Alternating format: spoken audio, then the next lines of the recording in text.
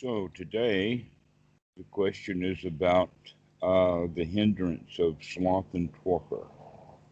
Um, the Pali word is uh, tina and midya, and that it is huh, anciently translated from more than 100 years ago with the word sloth and torpor. But I don't even think that in those days, even from the 1880s onward, sloth and torpor were words that were used in those days. That I think that the word sloth and torpor goes back to what, 1600s, 1500s, back into the really old times. Um, so basically, we can use modern words so that people can understand it better because of modern language, of merely tiredness and sleepiness, because they both fit together. But they fit together um, in almost kind of in a process that we can get tired and go to bed, but we're still not sleepy yet. Yeah, yeah. But they go together some, but they're kind of different, but worthwhile working with at the same. Now, there's kind of a small contradiction between what the Buddha was teaching in the time of the Buddha in the sense of wakefulness, and we'll talk about what that means and how it was applied and whatnot. But that wakefulness became part of, uh, let us say, the daily practice, is to remain awake. And that in modern science, they talk about the desperate need of getting enough sleep. That much of the troubles that people have in frustrations, anxieties, and whatnot throughout the day have to do with getting themselves in the position of being tired and sleepy when it's actually time for them to perform. And one of the ways that that happens is by people, ordinary people nowadays, not getting enough sleep.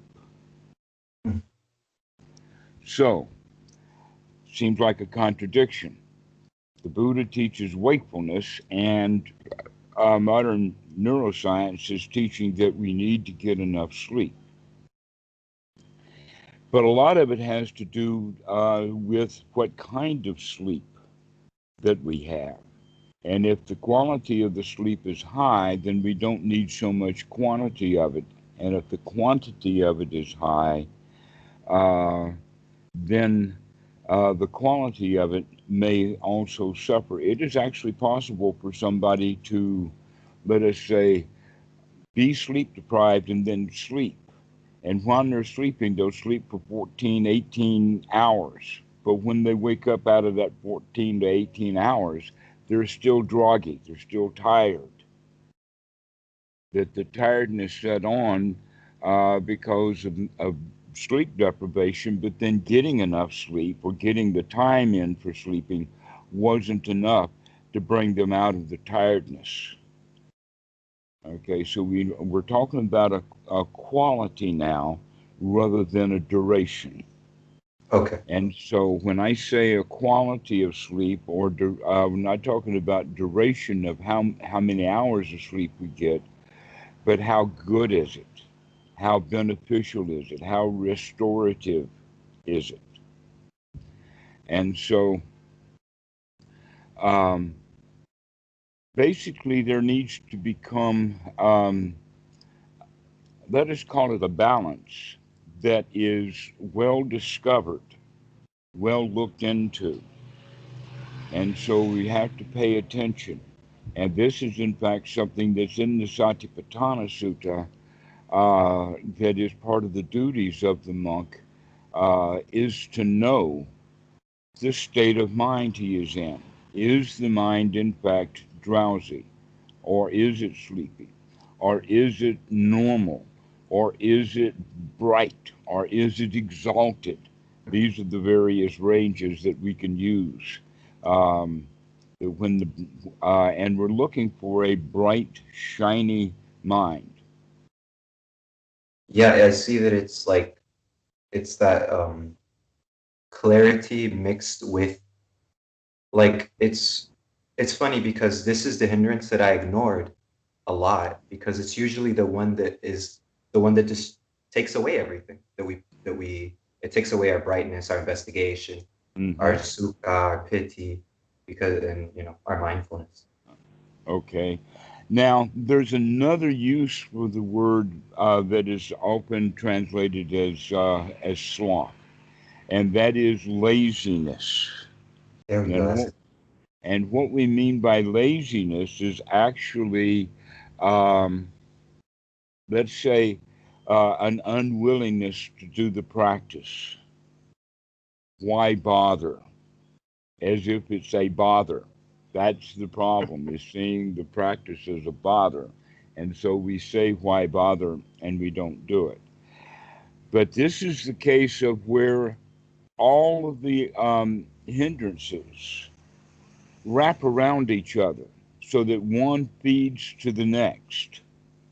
And there's many interrelationships between them.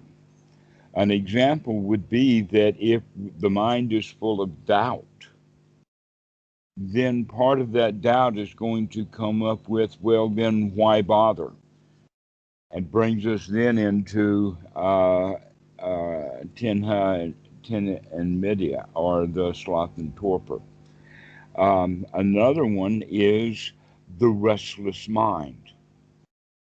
Now, the restless mind is is gen, is let us say is a common state for common people to be in. That means that hmm, it's almost like when we come to rest, that we don't turn that when we come home we don't actually turn the automobile engine off. We leave it idling. Yeah, idle. Yeah, that's a really good word for that. Yeah, idle. Yeah, we leave it idling, and the idling then is like any teenager who's going to be sitting in an idling car, or any child, he's going to have his foot on the gas pedal, going room, room, room.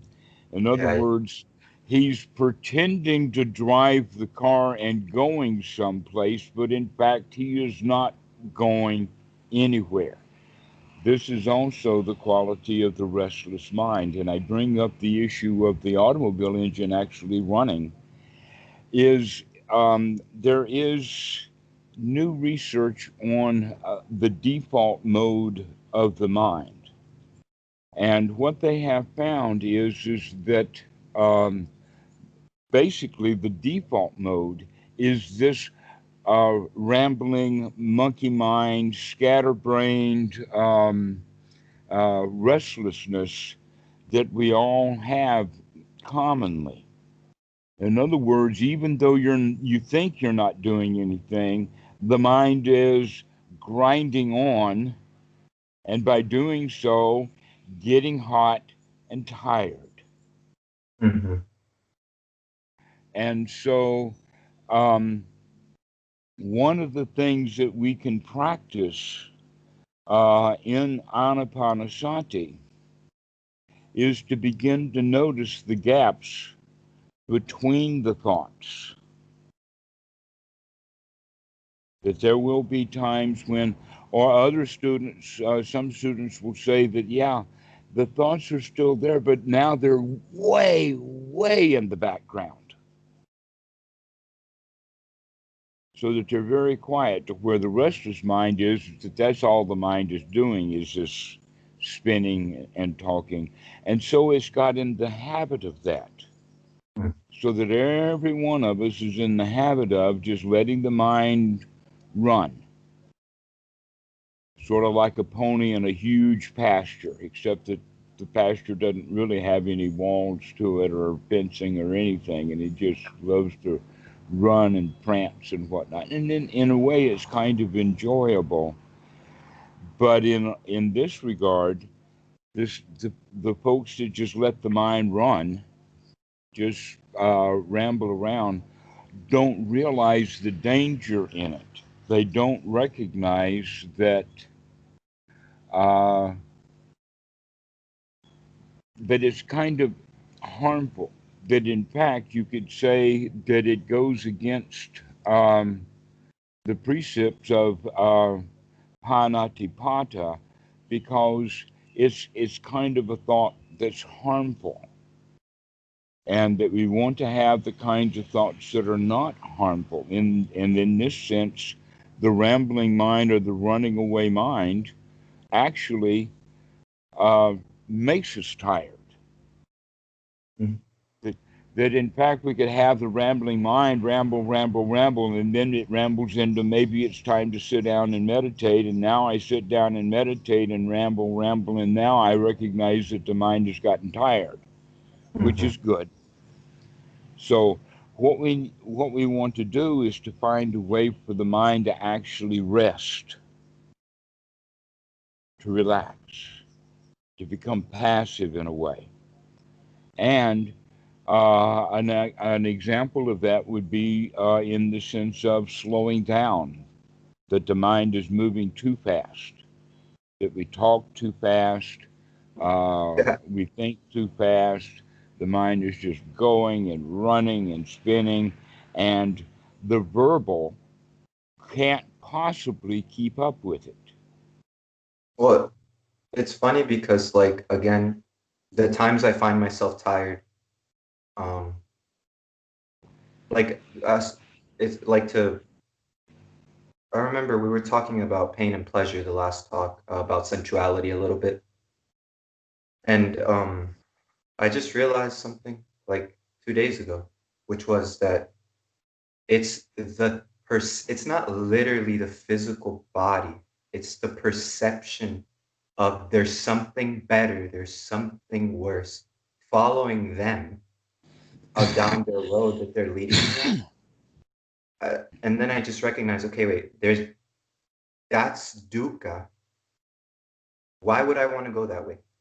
Hmm. So let me just find a new way. And then I recognize, oh, okay, like that passivity thing, like in the mindful of the body in and of itself, cold, hot, or um, liquid, gas, more like silent thinking. I really don't know a word for observational thinking. I think you've called it before. Hmm. Yes. Observational. Okay. A more intuitive flavor.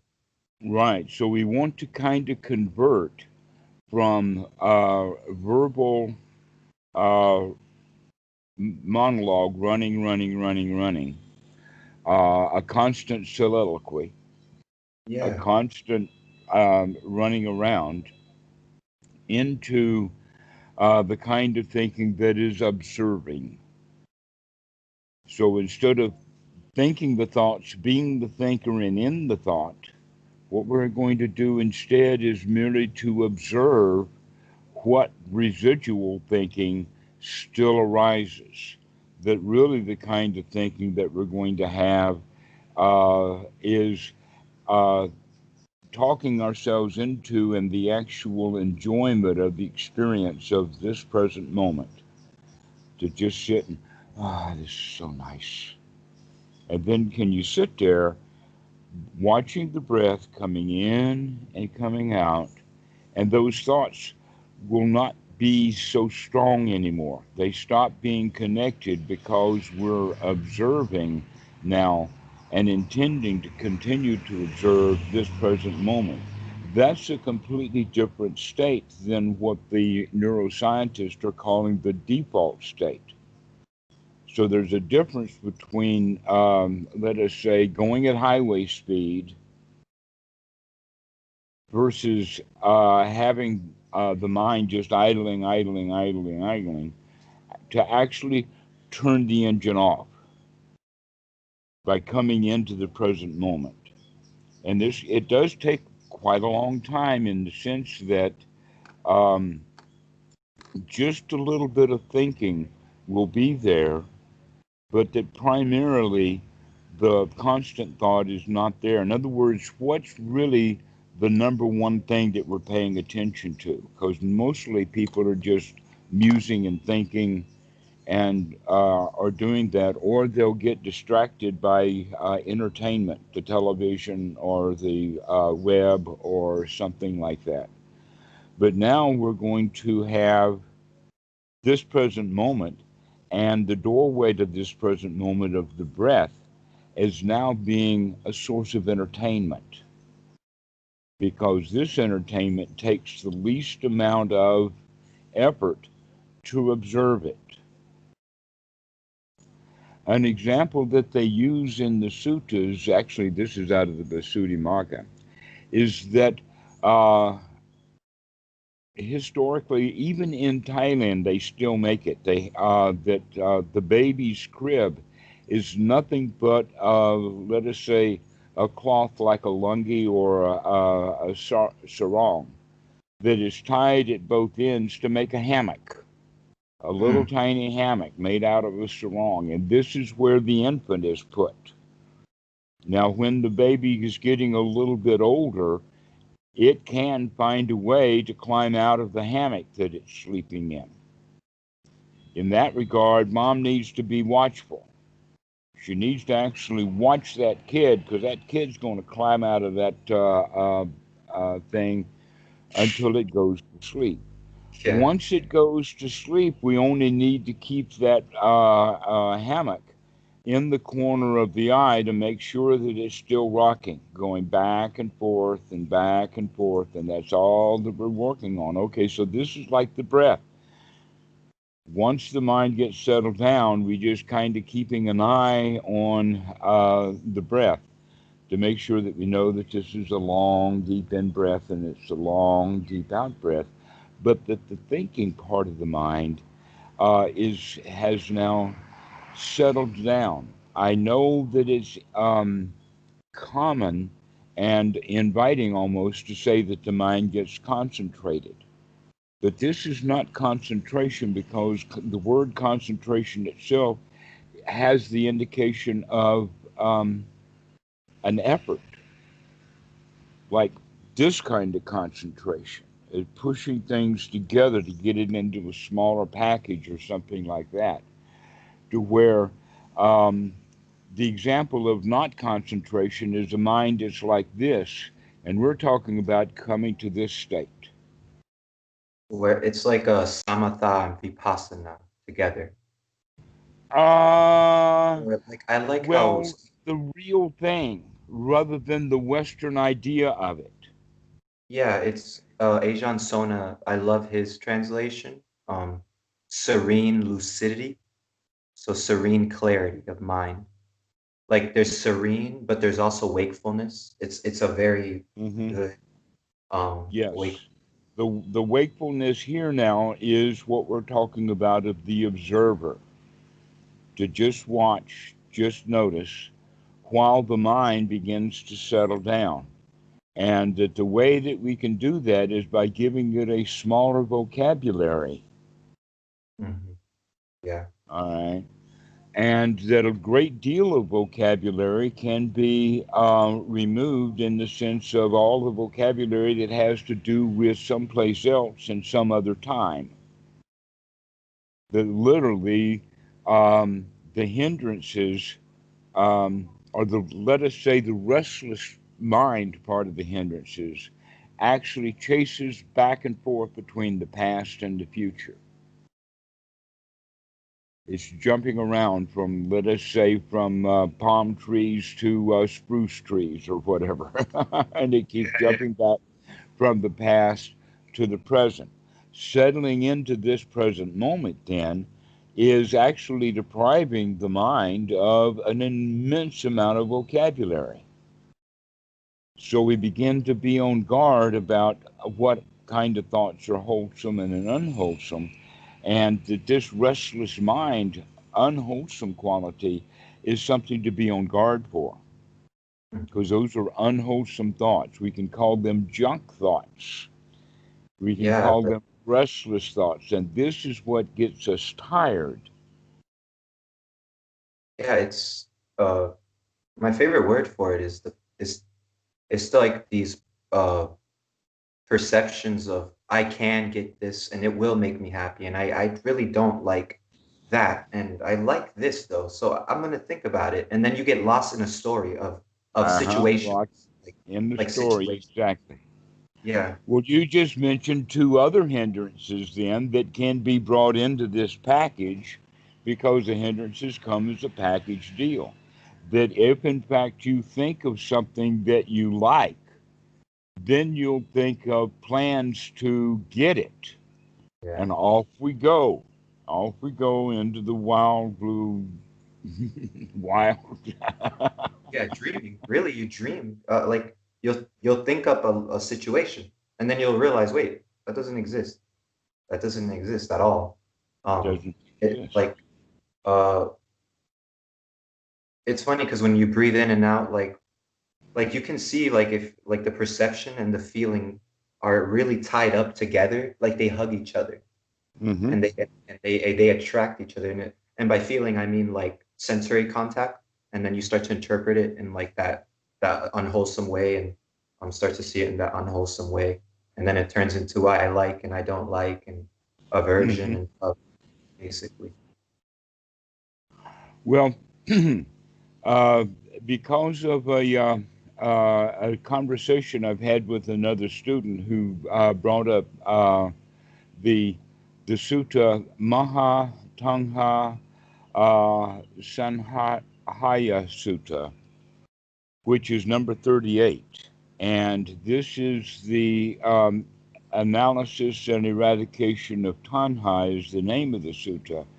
And it's one of the longest in the Majjhima Nikaya. And so it looks like that it's been maybe, let us say, not played with, but two different topics brought together. One that goes in great detail, and then the other that goes into detail. And then down at the end of the sutta, they kind of tie them together. But in that second part, there was something that I found quite remarkable because I had been normally teaching people kind of from the position of psychology, in the sense of all of the bad things, the critical parent, the traumas, the bad feelings, the scoldings, and all of that that bring us up into bad feelings a lot. But the Buddha is talking about it completely differently because he's talking about it that from the time of birth on through life, that what young people do is they get enamored with this and that. They become attached to things. They go around searching for desirable things, and then they don't get them. And so a lot of the unhappiness and dissatisfaction of youth is from basically unrequited love, except that we wind up loving all kinds of things that we don't get. Yeah. And so now the meditator sits down in meditation, and that old habit of wanting things comes back up. But in fact, much of the restless mind, the energy behind that restless mind, is the feeling of I like it, I want it, or I don't like it, I got to get rid of it. And that whichever it is that I like or that I don't like may not even be present right here in the present moment. That there's nothing happening in this present moment, that those things are past and future oriented. And so I want something now that I can't have now, I can have it in the future, maybe. Maybe there's a 1% chance I can have it in the future, but right now, zero chance of having it. Yeah. Yeah. It's funny because I was actually talking to I met two students that you gave we called each other, and it was really nice to talk to them. Um, uh, One of us, we were talking about self, and how self, like I really like how we when we all begin, we practice wrongly by searching for a self, not knowing that the self is created by these perceptions and feelings bounded together by these wrong views. There is no self, it's just wrong view. It's just views, assumptions, views, pain, pleasure, perception, Mm-hmm. feel. All these things are like they're really trying to tell you, I'm you. This is important. This is nice. But there's nothing nice about it. There's nothing nice about it. It's such a profound realization because it takes such a burden off practice. There's no burden to practice. Like, oh, like the Buddha invited you to the funnest thing ever. And there's like it's Exactly right. It's your own built-in amusement park. yeah, it's funny because I guess we don't realize the profundity of what he's inviting us to. And that's why we get lazy. We don't realize it. Like, oh my God, this is freedom from everything. Freedom from everything. Exactly. Uh-huh.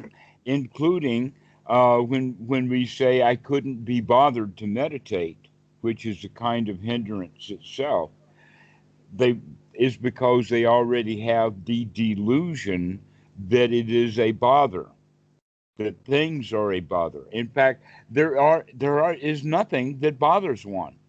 The only bother there is could possibly ever be is the mind bothering itself, Yep. Yep. not being satisfied with the way things are. The way things are just the way things are, and we don't like it, and that's a bother to us. We Yeah. bother ourselves like that. Okay, so this is the part then where not just in sitting practice, but throughout the day, to really get to know these hindrances, to really know them, to know that they come as a package deal, that in fact the feeling of liking never winds up in satisfaction. It always winds up in dissatisfaction, just like not liking. Does not wind up in satisfaction. When you kill it, you might get relieved, but you still hate it. Yeah. You Okay. still hate it, exactly. There's still You hate. still, right. You might got rid of it, but now that you're relieved that it's gone, but you're not. You're still clinging to it. You haven't given up yet completely.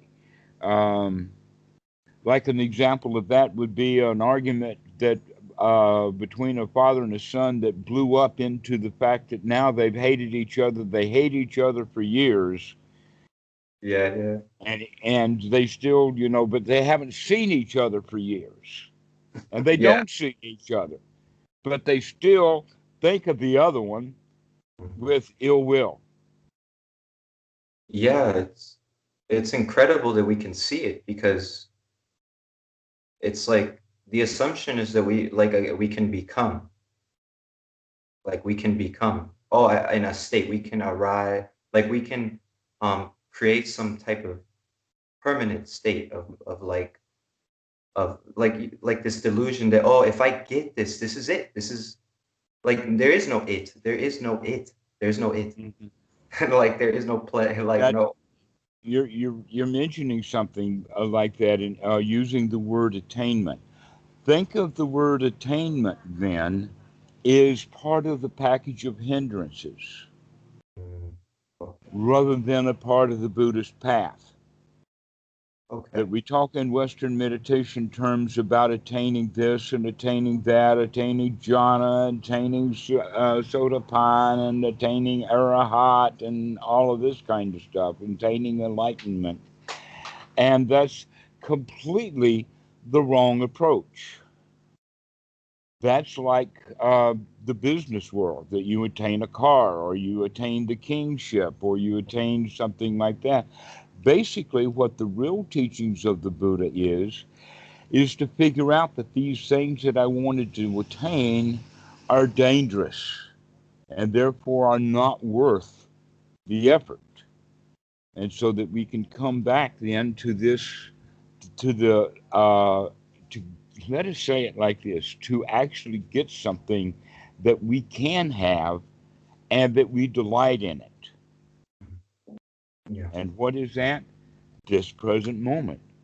We can delight in this present moment. We can delight in the Dhamma. The Dhamma is readily available. This breath are readily available. And in the case of what we're talking about, getting the mind down to where it's not thinking much. okay, that we can actually say it like this, going back to the concept of the idol. You know the difference between a really fast idol and a really, really slow idol. That is an example of that. Back in the day, um, one of the qualities of motorcycles is always speed. How fast is it, you know? Mm. But one of the qualities that BMW was looking on was the precision of the workmanship so that they could, let us say, work with this by how slow the idle could be on a motor. Okay. How slow can they get the idle? Normally, the idle is at about 600 RPM. Can you get it down to 60 RPM? 60 RPM is like one cylinder firing every second. Fire, fire, fire. That's really difficult to get a motorcycle engine down to idle at that speed without losing it. You get it to really, really slow down. Okay. So that's a way of thinking about it for our own mind. That yes, this restless mind is like at a high speed idle and it's just spinning and spinning and spinning and spinning. Can you get it down to where you have only one thought every tenth of a second, only down to about 10 thoughts in a minute or in a full second, down to only one thought in a second, down to maybe it takes 3 or 4 seconds for that thought. That things are just so slowed down and so easy that the mind actually comes to rest. And yet it's bright and shiny in the sense that that engine is well constructed. All of for instance, the ingredients like the flywheel and the drive shaft are all well and properly balanced.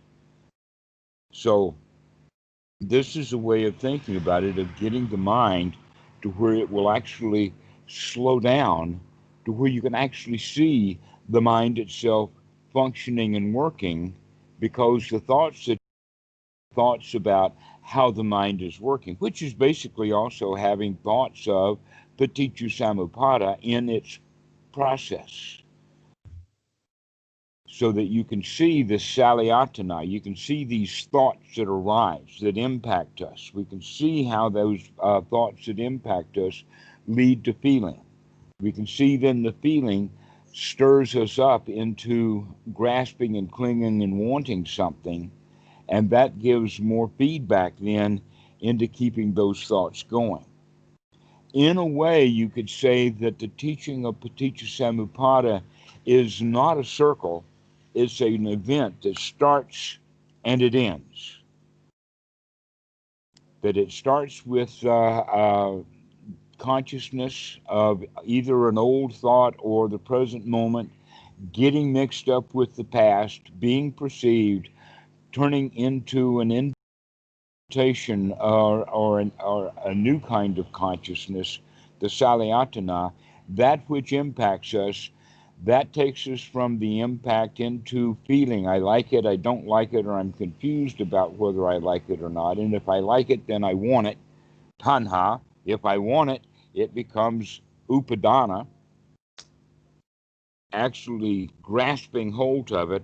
And that grasping creates the grasper, the one who is doing the grasping. All right, and that creation of the grasper then is the bhava into jati. And the jati then means that we're being born or reborn into some woeful state. Woeful states like wanting something you can't have. And so that wanting something that we can't have now is part of the. That's where the cycle comes in. Is that now this bad thought leads to the next one. Yeah. Yeah. And so somewhere in there, we need to divert that path with being satisfied with what we have. Instead of wanting something that we don't have and thinking about getting it, we can say, wait a minute, I don't need that to be happy right now. I can just sit and relax. And so here we can go now, beginning to throw things out, like the things that we want. An example of that would be the story of the Vipassana Romance. Have you heard the story of the Vipassana Romance? Yeah, I have, with the where he thinks about the woman while Right. he's yeah, And then at the end of the retreat, he goes to introduce himself to her because he's been thinking about her the whole 10 days of the retreat. And when he goes to find her, she's gone. She left early. yeah, She yeah, didn't wait around to get meted by him. She didn't yeah. have those thoughts at all. Okay, so here's the thing then about that Vipassana Romance is that if he, when he is thinking about her and wanting her, he thinks that the thoughts about her are delicious. I like it. I like it. I like it. Except that he is liking something he doesn't have and he's in a state of wanting it. Mhm. This is not a very comfortable position to be in, having these plans of introducing myself at the end of the retreat. Mhm. Okay, that it's a better way to practice is to recognize that feeling of liking. I see her, I like that, but I don't have to want her. Mhm. Yeah. I like it, but I don't want it. That is such a powerful thing. But if we like it and want it, now there's no end to it. Uh-huh. Yeah. And so we have to have some wisdom at that point of liking, which basically Bhikkhu Buddhadasa talks about it, wisdom at the point of contact. When we see her, when our internal representation of the seeing her physically as a physical human being is not much. An example of that is all of the other women in the meditation group look at her without any desire for her at all. Perhaps some of the old men in the retreat center will look at her without any desire at all. Mhm. Right? So the desirability of that girl is not in the girl. The desirability of the girl is in the mind of the beholder, just like all beauty. All beauty is in the mind of the beholder. We create that based upon our childhood. And the Buddha is talking about that the things that we want in childhood, that we find delight in childhood, we get into that habit of wanting things when we get older. And so we take mental delight in wanting and the chase. Yeah, it's weird because I mean, that's the thing. I don't know. I'm not trying to be like, saying and repeating it or what, but there really it took me a while to see like that there really is no value in chasing down your mind in the sense of chasing it by aversion and by wanting and things like that. It really does cause suffering. Just stay alone and Right. see. And one of the sufferings that it causes is then the mind gets tired. The Mhm. mind literally gets tired of all of this spinning and chasing. So this is the idea of how we can start to deal with that is by slowing it down. To continue to come back and using the anchors of the breath is a very, very strong anchor. So instead of being in a mind spinning, spinning, and occasionally think about the anchor and coming back to it like this, the way to do it is to actually rest in the breathing. And then from that perspective of being in the breathing, now we're observing the thoughts as they arise and drift away, rather than keeping one going after another after another. We see a thought arise and we just let that be so that it doesn't keep that cycle going. And that one of the best ways to do that is the kind of verbiage or the kind of talking that we give to ourselves is the kind of talking that is centered on this present moment. All right, and that we can do it with very little talking. For instance, in the body scan, we can scan without thinking about the itch. We could just experience the itch and then move on, Yeah, so that exactly. we really get to know the body, but that the body is okay right now, and we don't have to go into a great big conversation. But here's the other side of it, that we're paying attention to the body, we're watching the breathing, and we notice the itch, and then we have the thought, maybe I should go get a mosquito coil. No, I can't have a mosquito coil because those make too much smoke and people don't like it. I should go get some lotion to put on. Yeah, exactly. Yeah. Okay, now here the mind is going. Okay, up it goes. Instead of just noticing the sensation of the itch from the mosquito bite, we go into the itch was caused by a mosquito. Those mosquitoes are terrible things. They've got malaria and whatnot, and let's make sure that we don't have them anymore. And then off we go again into that wandering mind, rather than just saying itch. Yeah, like it's like for example, like for me, like because like when I talk about sensuality, I mean like that confusion of seeing that perception and feeling and then rooting it to my body.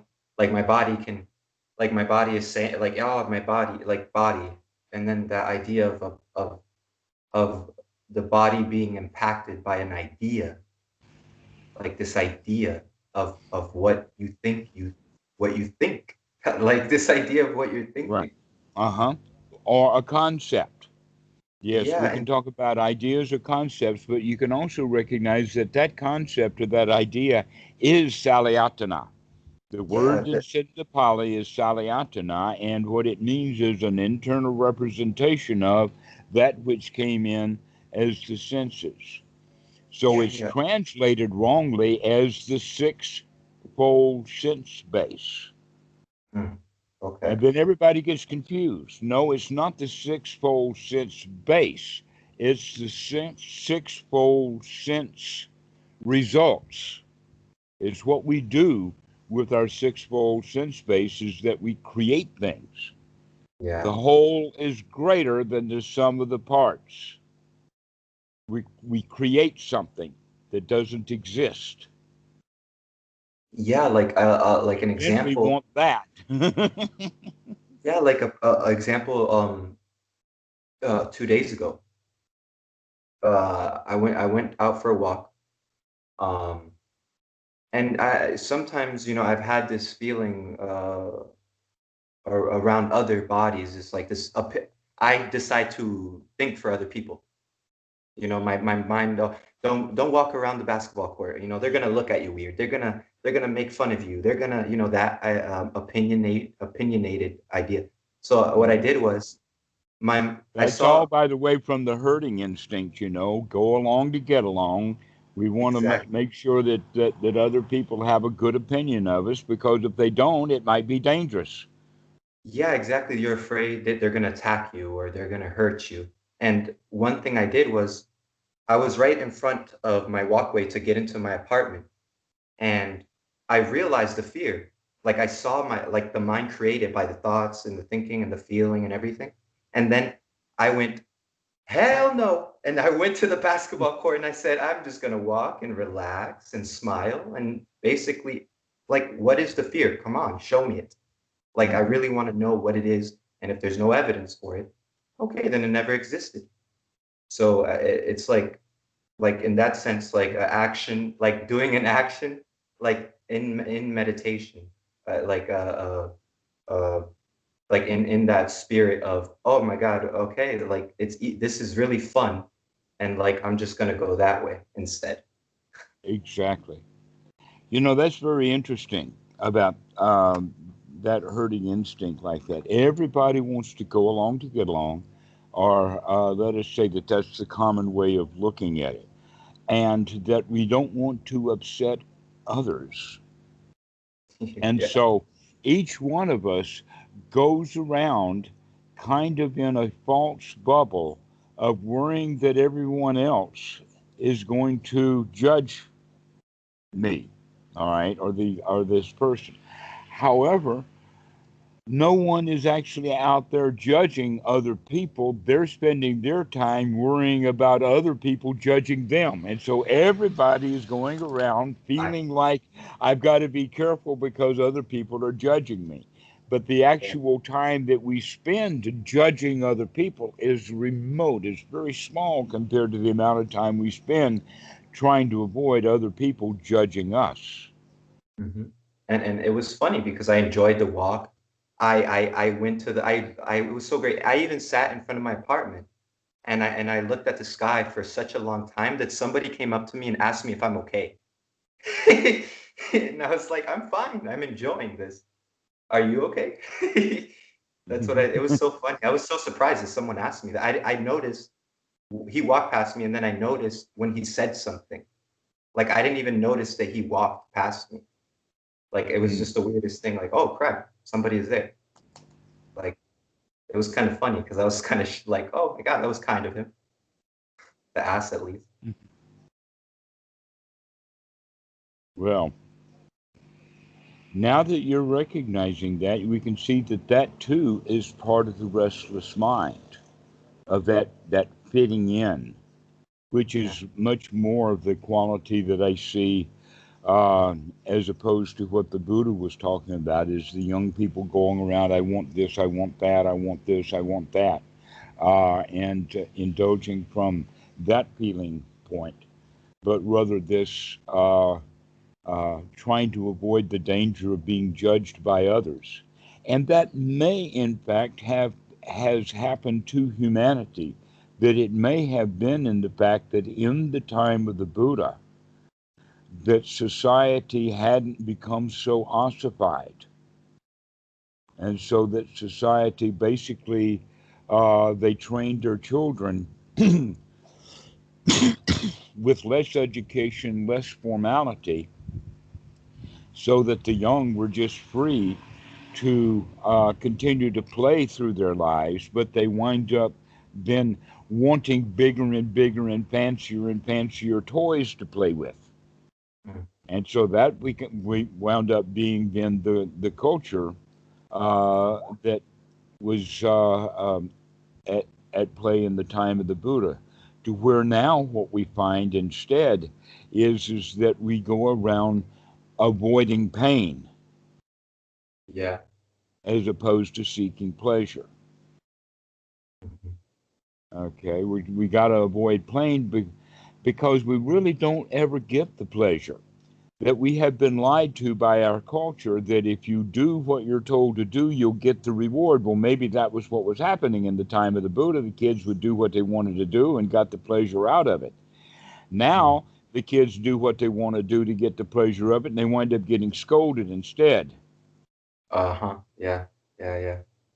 And so we wind up with a different mindset of everything is unpleasant and that we have to go around. So meditation for us is not necessarily just seeing the dangers in the things that we want. We now have to be able to see not just the dangers in the things that we want to avoid, but also to see the danger in wanting to avoid things.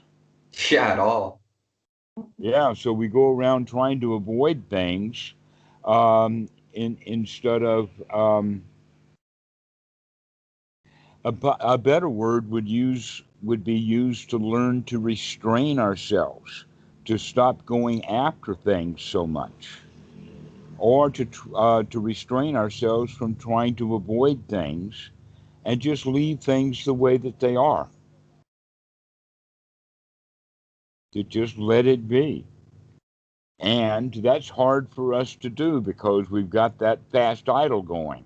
Yeah, yeah, yeah, yeah, yeah, yeah, yeah, yeah, yeah. Okay, and so Panasati is to get us to begin to look at that.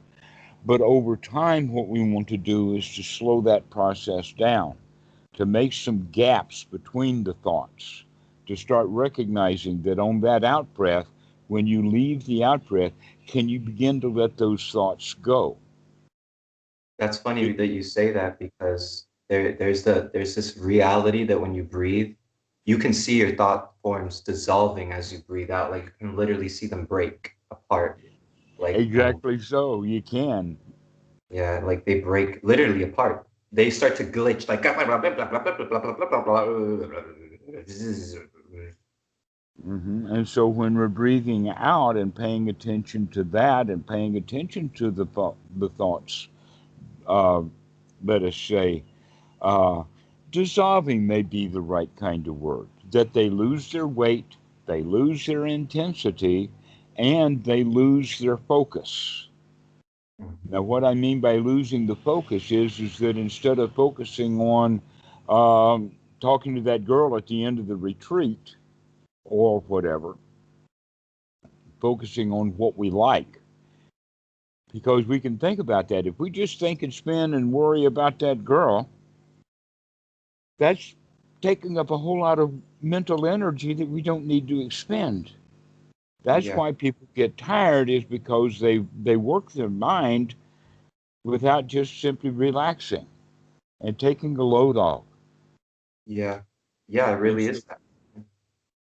and so this is one of the ways to begin to deal with at a more advanced level where you are, is to recognize that a lot of the tiredness that we have is because we've been overworking the mind. And that we overwork it because we're in the habit of overworking it, and we don't realize that really things are not worth thinking about.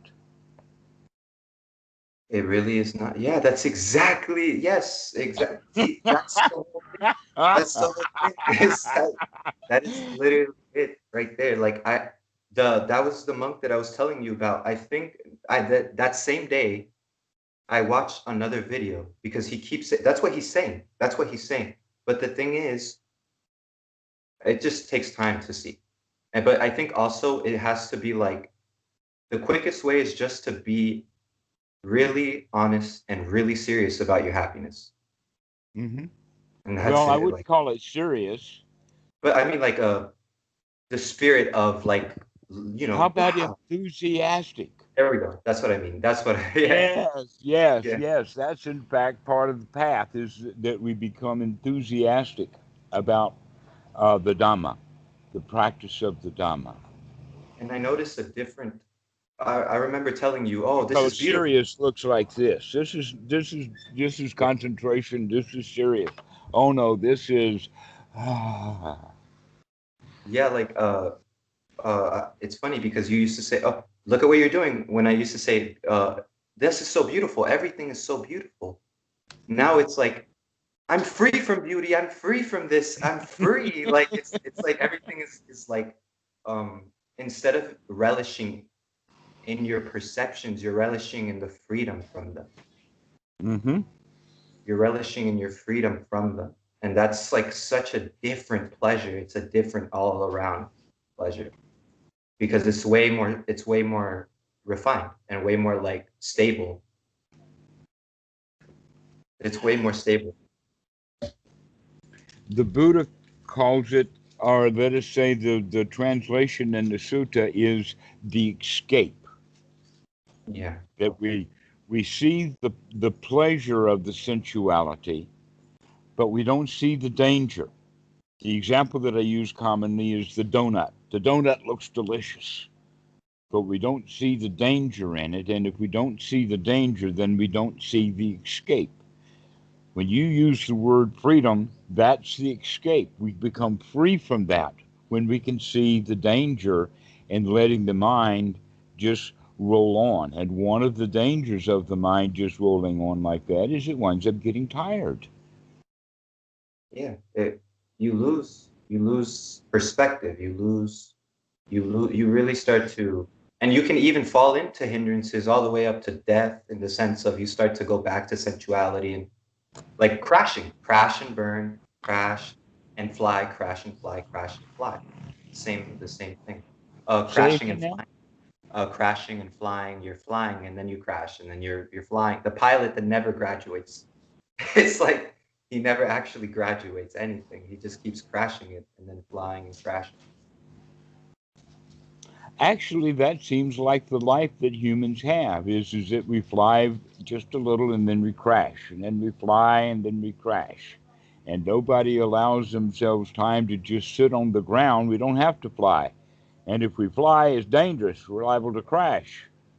Yeah, sometimes I play a joke on my friends where uh uh like I'm talking about the Dhamma or something, and I tell them, imagine if you could just land that plane, right?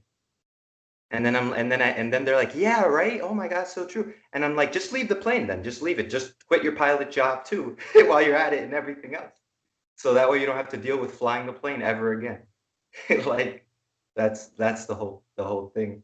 And they're like, oh wait, oh that's different. Like that's a different thing from the whole Yes. flying and crashing. All right. So to wrap this up, this sloth and torpor, or sleepiness and tiredness, has to do with partially the quality of actual sleep that we get, and that we can see that the actual sleep that we get, if we're in the habit of having the mind that's constantly motoring, idling, revving all day long, then it's going to do that in the dream state at night. That in fact, the distinction between the dream state is kind of remarkable in the sense that what we're talking about literally when the teacher tells Billy to pay attention and to not daydream, Mm. right? He Yeah. doesn't know that he's daydreaming. Really, he's not paying attention to it. The teacher does. She knows he's not paying attention. The same thing is true at night, Yeah. in the sense that we're dreaming, but we really don't know that we're dreaming.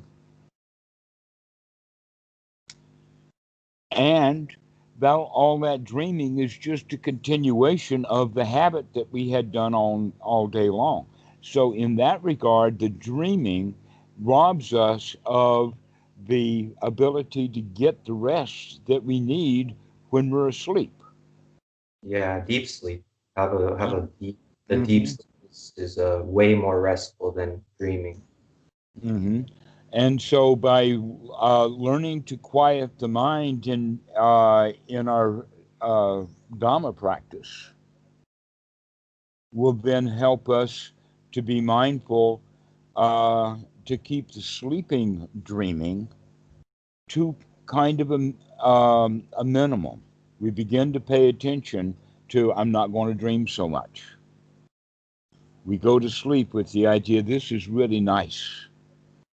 If you go to sleep thinking the kind of thoughts that you have been burning the mind with all day long, then as the body mind complex goes to sleep, that thinking part of the mind just continues rolling on, burning up energy, keeping us tired, not making any resolutions or anything. But real sleep, really deep sleep, is going to be the kind that resolves the problems that Einstein and many, many others have talked about, that they're working on a problem and working on a problem and working on a problem and getting nowhere, and they've gotten themselves tired with it.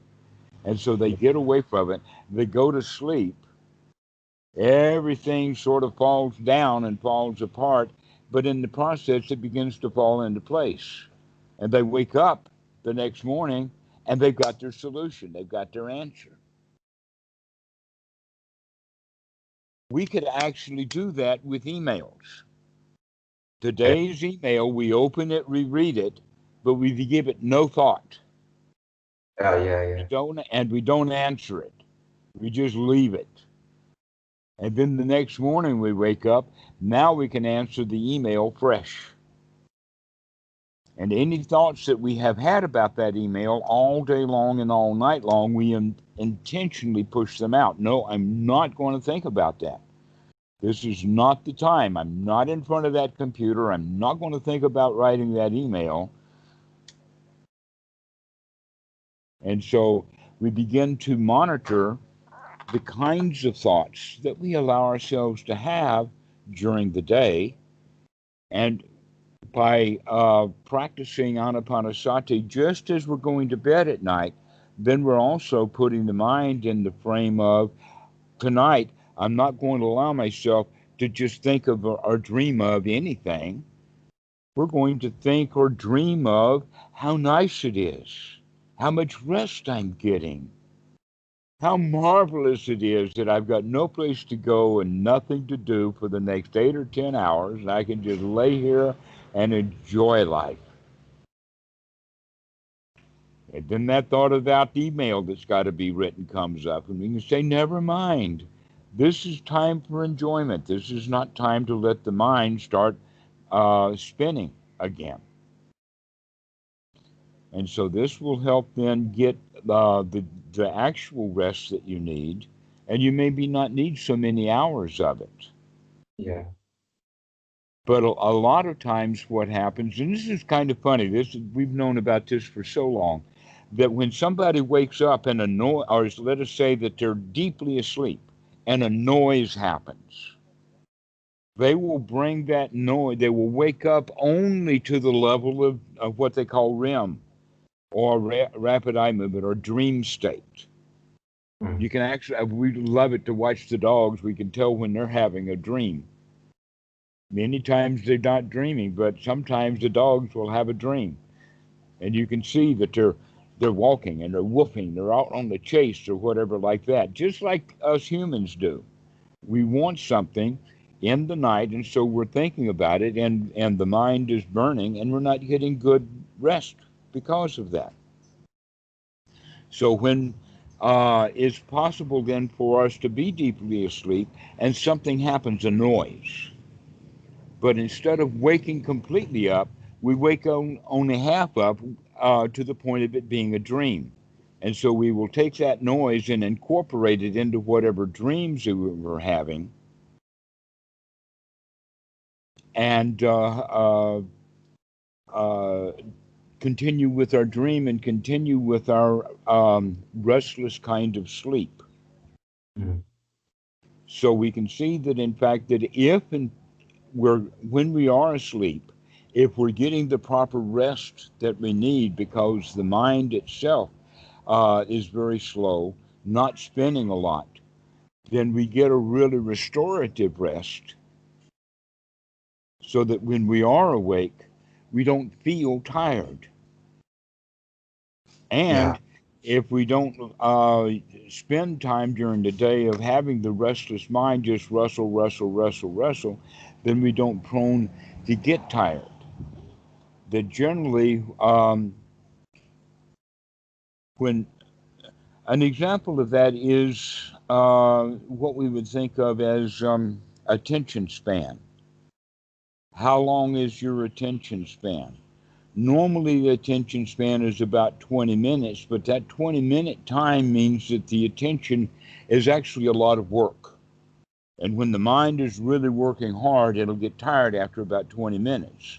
And so most meditators, when they start meditating, they stop at about 20 minutes. This is the normal time frame for beginning students, because we know that during that 20-minute time, they're going to be working really hard when they shouldn't be. If Yeah. they could actually rest for 20 minutes, then they would be not tired and capable of resting another 20 minutes. Yeah. Yeah. And can you because I've heard that as you practice the Dhamma, and you practice the observational skills on that intuitive level, that you can know that that you're in a good sleeping state, and you can know that you're dreaming, and that Hmm. our heart is awakened always in every state, no matter what. I think the Buddha said that too. Yes. He never lacks ever. This is part of the Zen training that is closely associated with martial arts. That if the army attacks at night and the defending army just remains asleep, they get slaughtered. Yeah. You got to wake up. You got to get up. This is time to get up. Well, because it's dangerous. Okay, but the but within the concept of the Buddha's practice, that's what we want to do. Also, we don't want to half wake up and be kind of in a limbo state. We want to wake up fully, to be completely woken up. The example would be like boot camp, where the DI comes in 5 minutes before 6 a.m. with his baton, and he is banging that thing around and says, "All hands on deck." Guess what?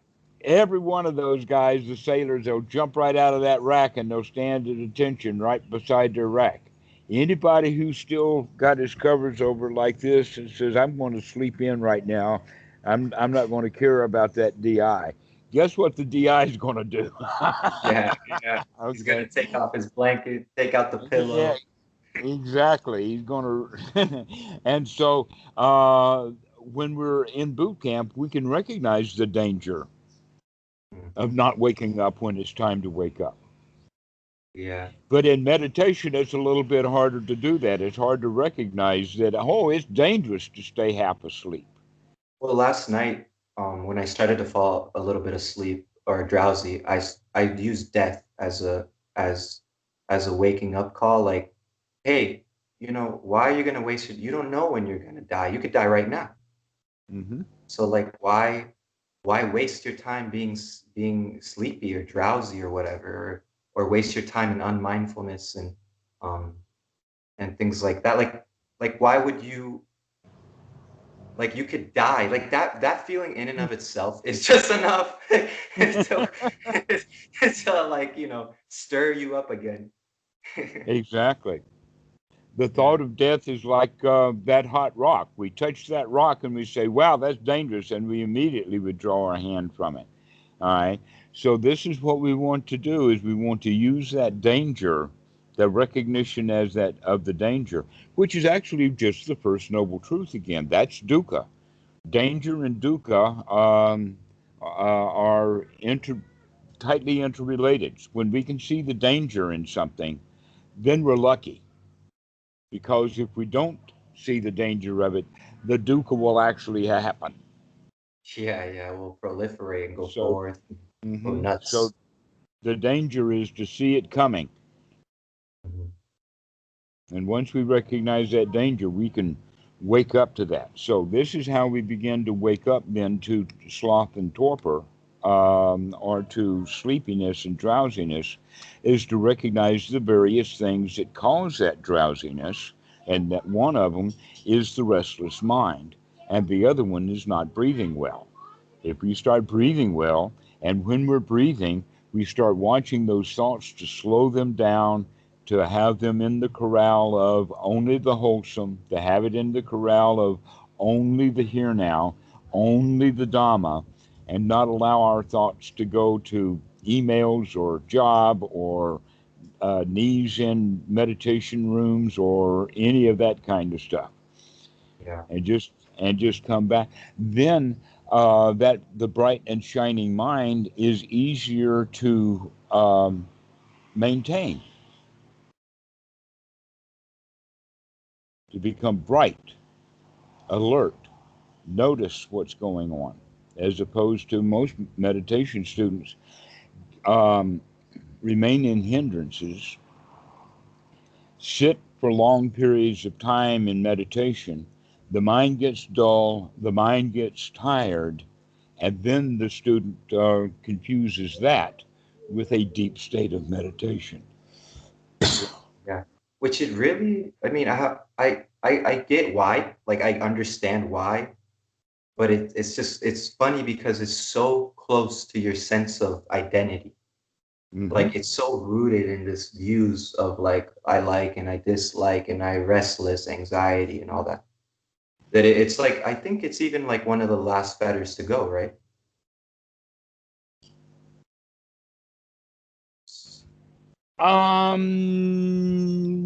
Yeah, that's possibly true. Mm, Um, Different strokes for different folks. Sometimes yeah, we have things really ground in, but it has been said that sloth and torpor, or tiredness, is the last one to go. Yeah, because then I don't know if a Buddha would ever sleep. If he could. I don't know if he's even capable of it. Oh, yes, he did. Okay. Okay. Like I thought he would rest his body, but not like he would never like just fall like he wouldn't fall into that state, that unwholesomeness. Well, it wouldn't fall into the unwholesome state. Let us say that he could be aroused easily, Ah, okay. Yeah. that he could be, and also that if the mind is in such a state to where it's at rest most of the time, then we don't need so much mental sleep. And reclining is very restful to laying down, but so is sitting. That in fact there's a sutta about it. This is actually in the Sutta Nipata, which is very, very old stuff. It's the oldest of the original writings that existed. And in the Sutta Nipata is the story about the guy who is going to town. He's walking. He's going down the road, and then he has the thought, "Why am I in a hurry? Why do I have to run to town? Why don't I just walk gingerly?" And as he's walking gingerly, he's passing by a tree, and he says, "Why am I walking in the hot sun when I can stand in the shade of the tree?" And so he moves into the shade of the tree, and he's standing there, and he looks at the tree, and he says, "Why am I standing when I can go sit down?" Yeah. And so he goes and he sits down under the tree, and while he's sitting under the tree, he notices the grass, and he starts to have the idea, well, why am I even sitting up when I could lay down? Okay. Okay. You get the whole sequence of events. So this is basically the path of the beginning meditator. The mind is out there running. Yeah. Now we're going to let it slow down. And now we're going to let it stand, and then we can let it sit, and then we can just let it lay down. Because there's really no place to go and nothing to do anyway. Yeah, It's it's all of our greed that keeps us going and doing. And it's our ill will that keeps us going and doing. And it is, in fact, our confusion also that keeps us going and doing. yeah. Confusion keeps us afraid, ill will keeps us angry, and liking things keeps us greedy and active and wanting things. And all we have to do is relax. It that's the funny thing. It really is like this is leading to the monastery for sure. Like there's nowhere else to go. Like Well, you can sit and relax right where you are. You don't have to. Now you're thinking of the future again. Off you go, I meant spinning the that, mind. Oh, I can't do it here. I got to go to the monastery. Oh, let me plan. Oh, I got to have a visa and I got to have a ticket and I got to blah blah blah blah blah. No, you don't. We're talking about something you can do right now. Just sit down and. I meant it as a joke because like there's nowhere else where you like it would be really hard to not hard, but it would be quite the maybe let's just say it's not a problem, but why not get it out of the way, like in a sense where you don't have to live in the world and you really kind of don't need it, and that's kind of nice that you can do that. Exactly. We don't need the culture. But I wouldn't say you have to leave it because I really think that you can live in the world and still be, very very mindful and things like that. Well, we're talking about distance and mileage here rather than a mental state. And I'm Okay. wanting to work at a mental state that right Yeah. where you are. Uh, Let us say that in the big train station in downtown New York City, Central Station, you can find a toilet stall and become secluded in there. Yeah. Yeah. Exactly. Yeah. Yeah.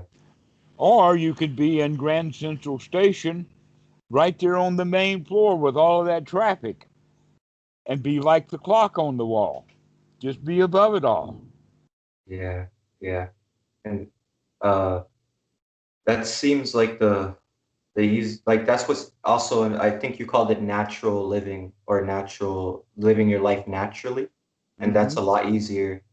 Like I'm not a oh okay I'm not afraid of doing things. I'm not afraid of talking to people, or if I am, then I can work on it and uproot it, and not like I don't get there's no longer like this need to go back, to give up. Like there's no longer that giving up phase thing. Like Right. I just, which is nice. That's the best part about it, because if you don't give up, then you're only getting better. Like, Right. Exactly. Exactly. All right. Well, let's bring this talk to an end. I think that we've gotten some information here about the hindrances and getting the mind to where it's not tired because it's not spinning so much, and that the mind and the body is oxygenated well. So this is a practice that you can take into the bedroom at night. That when you're going to sleep, make sure that you're breathing well. Make sure that you're cleaning the mind out and getting it fit for sleep, as opposed to laying in bed and thinking about that email I got to write tomorrow, or all the work I've got to do, and all of that kind of stuff, because that's just going to set the mind in the habit of being restless and worried while the body is asleep. Better to get prepared by saying, oh, this is so nice, no place to go, got no worries for the next 8 hours. I really like this. My, how nice life is. Got it made now, nothing to do. And so this is the way to go to sleep, and this will help the tiredness. I'm really excited to try it out. All righty. Well, we'll see you later. Thank you, Dhammarato. Bye bye.